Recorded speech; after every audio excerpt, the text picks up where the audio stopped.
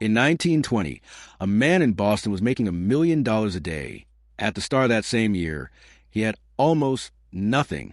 8 months later, he had taken in $15 million, and almost none of it was real. Tens of thousands of people handed him their life savings. Police officers, widows, immigrants who had just stepped off the boat with nothing. This is the story of how Charles Ponzi pulled it off. And the exact trick he used is still stealing billions from people today. So by the end of this video, you'll be able to spot it in seconds. Charles Ponzi arrived in America in 1903 with $2.50 in his pocket. He had gambled the rest away on the ship Over. For 17 years, nothing worked. Failed jobs, a failed business. He even spent time in prison. By 1919, he was broke, married, and desperate for one idea that could change everything. Then he found it. And the strange part is, at first, it was completely legal. It was a tiny thing called a postal reply coupon. You could buy it cheap in one country and trade it for more expensive stamps in another. Buy low in Italy, cash out high in America.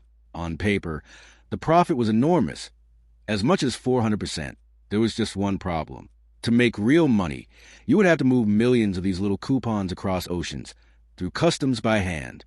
It was impossible at that scale. The profit was real in theory and worthless in practice. But Ponzi didn't tell anyone that. Instead, in January 1920, he opened a company with an official-sounding name, the Securities Exchange Company, and he made people a promise no bank on earth could match.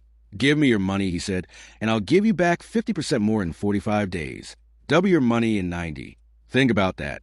The banks were paying 5% a year. Ponzi was offering 50% in 6 weeks. It should have been unbelievable. And here's a trick that made people believe it anyway. The first investors actually got paid. 18 people invested that first month. Weeks later, Ponzi handed them exactly what he had promised. They told their friends. Their friends told everyone. But Ponzi was never earning that money. He never bought the coupons.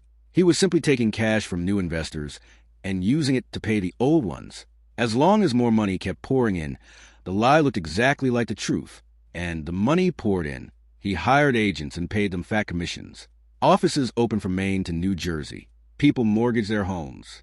3 out of every 4 police officers in Boston handed him their savings.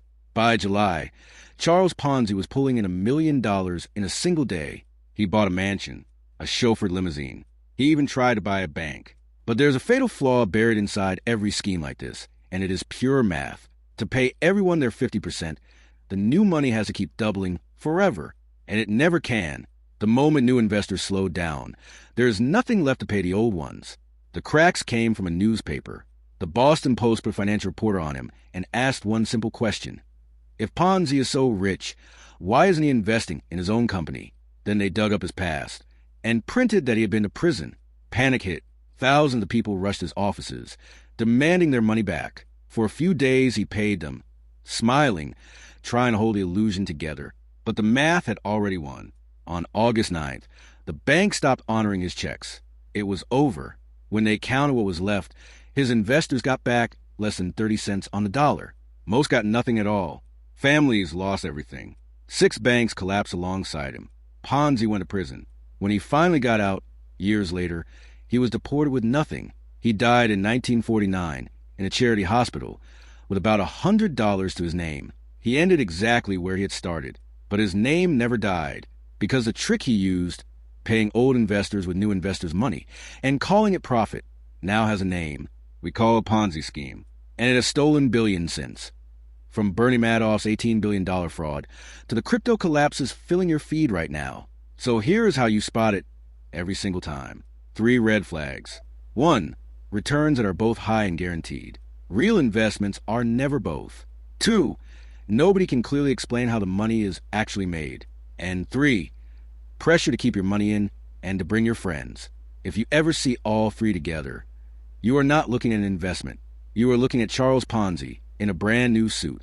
If this taught you something, subscribe. And next time, I'll show you the scam that fooled an entire country and the one man who saw it coming.